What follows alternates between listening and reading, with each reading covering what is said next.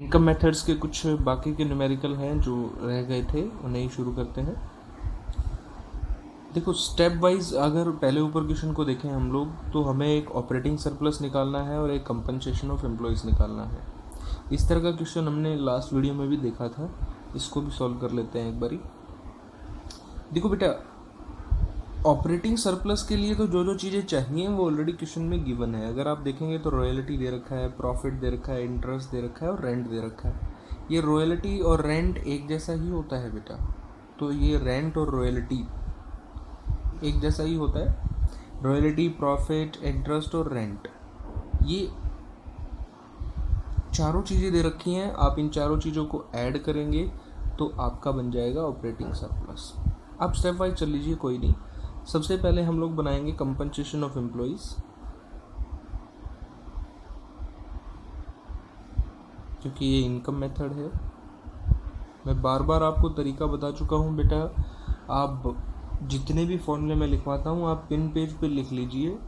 First attempt में कभी भी याद नहीं होते। आप सोचें कि याद हो गए हैं, अब मैं न्यूमेरिकल कर लेता हूँ, तो नहीं होंगे आपसे। इसलिए ज़्यादा ज़रूरी है कि आप उन्हें पिन पेज पे लिख लीजिए और उसके बाद उनको देख देख के न्यूमेरिकल कीजिए। कुछ न्यूमेरिकल्स के बाद आपको वो ऑटोमेटिकली लर्न हो जाएंगे। तो सबसे पहले था कंपनसेशन ऑफ एम्प्लॉयज़। तो कंपनसेशन ऑफ एम्प्लॉयज़ तो भाई आपको निकालना ही है, तो इसको मैं अभी कैलकुलेट नहीं कर सकता, इसलिए मैं इसको ऐसे ही छोड़ रहा हूँ। सेकंड आपको निकालना होता है mixed income of self employed. मैं इसे बार बार शॉर्ट में ही लिखता हूँ, मिक्स्ड इनकम। ये आपका ज़ीरो है, क्योंकि दे ही नहीं रखा, मैंने सब देख लिया और इसको कैलकुलेट करने का कोई तरीका होता नहीं है, तो छोड़ देते हैं। थर्ड है आपका ऑपरेटिंग सरप्लस।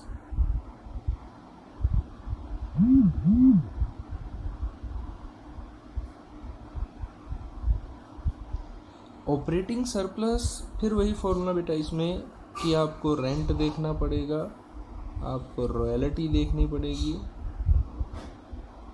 रॉयल्टी लगान की तरह है बेटा, जैसे खेतों में पहले लगान वगैरह उस तरीके की चीज़ें हैं, लीज पे देना।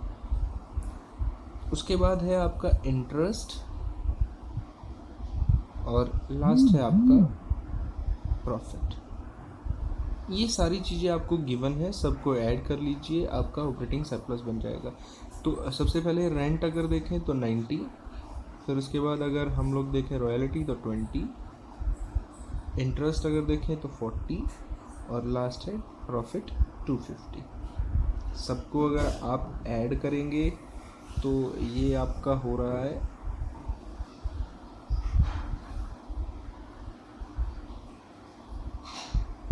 400। करोड़ में है तो करोड़ ज़रूर लिखिएगा। आगे अगर हम लोग बढ़ें तो बेटा इन तीनों को ऐड करने से हमारा बनता है NDPFC। ये हमें पता है 1 + 2 + 3। 1 का मतलब कंपनसेशन ऑफ एम्प्लॉयज़, 2 का मतलब मिक्स्ड इनकम और 3 का मतलब ऑपरेटिंग सरप्लस। लेकिन बेटा मिक्स्ड इनकम और ऑपरेटिंग सरप्लस तो चलो हो गया यहाँ से, लेकिन ये तो निकालना ही है, तो ये बनाना पड़ेगा हमें। जब तक ये नहीं बनेगा COE यानी कि compensation of employees find out आप नहीं कर सकते हो। तो इसको बनाने का कुछ ना कुछ तरीका एक न्यूमेरिकल में गिवन आपको मिलेगा। जैसे कि देखो ये दे रखा, इसको कन्वर्ट किया जा सकता है इसमें। कैसे, देखिए हमारे पास क्वेश्चन में दे रखा है ग्रोस डोमेस्टिक प्रोडक्ट और वो भी मार्केट प्राइस पे, और वो भी 2000 आपको गिवन है। करोड़ में है तो करोड़ मेंशन कर लीजिए। उसके बाद अगर अब हम इसको देखें तो यहाँ हमारे पास ग्रोस है, लेकिन हमें चाहिए नेट, तो माइनस कर लेंगे डेप्रिसिएशन। रूल अप्लाई करने होते हैं, रूल्स की क्लासेस में ऑलरेडी आपको दे चुका हूँ। तो रूल अप्लाई किया, सब्ट्रैक्ट किया डेप्रिसिएशन। देखो डेप्रिसिएशन दे रखा है ऊपर 200, ये आप इसमें से सब्ट्रैक्ट कर लीजिए, आपका आ गया 1800। करोड़ में मेंशन कर दीजिएगा। ग्रोस नहीं रहा, अब नेट में कन्वर्ट हो गया, लेकिन बाकी अभी भी सेम है। अब MP से हमें FC चाहिए, क्योंकि डोमेस्टिक तो दोनों जगह सेम है, तो कन्वर्ट करने की कोई ज़रूरत नहीं है। एमपी से जाना है एफसी में तो आपको सब्ट्रैक्ट करना पड़ेगा एनआईटी, नेट इनडायरेक्ट टैक्स। अब एनआईटी कैसे निकलता है ऑलरेडी बता चुका हूँ। एनआईटी इज इक्वल टू होता है indirect tax minus subsidies. Indirect taxes देखो सबसे ऊपर न्यूमेरिकल में गिवन है आपको 250, और अगर हम लोग सब्सिडीज की बात करें तो सब्सिडी दे रखा है 50, तो ये ओवरऑल आपका आ गया 200। करोड़ में है तो करोड़ मेंशन कीजिए। चलिए अब ये 200 और सब्ट्रैक्ट होना है तो आपका आ गया 1600, ये बन गया एनडीपी। अब ये एमपी नहीं रहा, एफसी में हो गया है। यही चाहिए था। आगे बढ़ते हैं न्यूमेरिकल में। ये देखिए यहाँ पे वैल्यू मैंने पुट की। कंपनसेशन ऑफ एम्प्लॉयज़ अभी हमें निकालना ही है। मिक्स्ड इनकम 0 प्लस में आपका ऑपरेटिंग सरप्लस जो है वो आ गया 400। इसको इधर ले आइए तो 1600 में से सब्ट्रैक्ट कर दो 400, तो ये आपका आ गया CO, यानी कि compensation of employees is equal to आ गया 1200 करोड़। ये आपका आंसर। हमें दो चीज़ें फाइंड आउट करनी थी, एक हमें ऑपरेटिंग सरप्लस निकालना था और एक हमें कंपनसेशन ऑफ एम्प्लॉयज निकालना था। दोनों आपके सामने हैं, ये रहा और ये रहा। चलिए हम लोग नेक्स्ट न्यूमेरिकल पे चलते हैं। ये हमारा नेक्स्ट न्यूमेरिकल है जिसमें हमें net national product at market price, इसको अगर हम लोग शॉर्ट फॉर्म में लिखें तो NNPMP फाइंड आउट करना है, और second gross domestic product at factor cost यानी कि GDPFC आपको फाइंड आउट करना है। दो चीज़ें आपको निकालनी है। इनकम मेथड अप्लाई करते हैं, ऑटोमेटिकली हम पहुंच जाएंगे वहाँ पे। तो सबसे पहले हम बनाएंगे compensation of employees. Compensation of employees के लिए जब मैं देख रहा हूँ बेटा पूरे न्यूमेरिकल में, तो कंपनसेशन ऑफ एम्प्लॉयज़ डायरेक्ट दे ही नहीं रखा। तो इसमें भी हमने 2 पॉइंट पढ़े बेसिकली 4 थे, लेकिन न्यूमेरिकल के टाइम पे 2 ही पॉइंट ज़्यादा काम आते हैं। तो सबसे पहले हम लोगों ने इसमें पढ़ा था वेजेस एंड सैलरी, इसी के पार्ट हैं ये वेजेस एंड सैलरीज। देखो गिवन है ये रहा 1800। और सेकंड हमने पढ़ा था social security scheme. Social security scheme, उसमें कंट्रीब्यूशन लेना है आपका बाय एम्प्लॉयर, और ये भी क्वेश्चन में गिवन है 200। देखो ये रहा बेटा। एक चीज़ का ध्यान देना है कि कई बार यहाँ सोशल सिक्योरिटी स्कीम का कंट्रीब्यूशन एम्प्लॉय का भी गिवन होता है। तो मैंने इसको आपको सर्कल कराया था एम्प्लॉयर वर्ड को, कि बेटा इसको सर्कल कर लीजिएगा ताकि आपके माइंड में बिल्कुल क्लियर रहे कि हमें एम्प्लॉय वाले को इग्नोर करना है, सिर्फ एम्प्लॉयर का कंट्रीब्यूशन यहाँ काउंट होता है। क्योंकि एम्प्लॉय कंट्रीब्यूट करता है जब उसको कैश में सैलरी मिल जाती है, मतलब जो अमाउंट यहाँ वेजेस एंड सैलरी में मिल गया होगा ना, वो इसमें से कंट्रीब्यूट करेगा। तो यहाँ पे मान लीजिए उसे 20,000 मिले और फिर उसने कहीं जैसे कोरोना अभी पेंडेमिक चल रहा है तो उसमें 2,000 डोनेट कर दिए, तो 20 यहाँ मिले और फिर यहाँ 2 दिखा दोगे तो बेटा सैलरी 22 हो जाएगी, लेकिन है नहीं 22, उसको मिलने के बाद उसने पे किए हैं, इसलिए ये तो उसे मिले ही नहीं हैं क्योंकि ये तो एम्प्लॉयर ने पे किए हैं, लेकिन है तो उसी की साइड से ना, तो इसीलिए काउंट होता है। सेकंड है हमारा स्टेप मिक्स्ड इनकम। अब देखिए कंपनसेशन ऑफ एम्प्लॉयज़ को हम लोग ऐड कर देते हैं, इसको एक बारी ऐड करके भी लिख लीजिए। ये 2000 आ गया है हमारा करोड़ में। मिक्स्ड इनकम जो है वो सबसे नीचे दे रखी है 1000 करोड़। थर्ड हमारा बनेगा ऑपरेटिंग सरप्लस।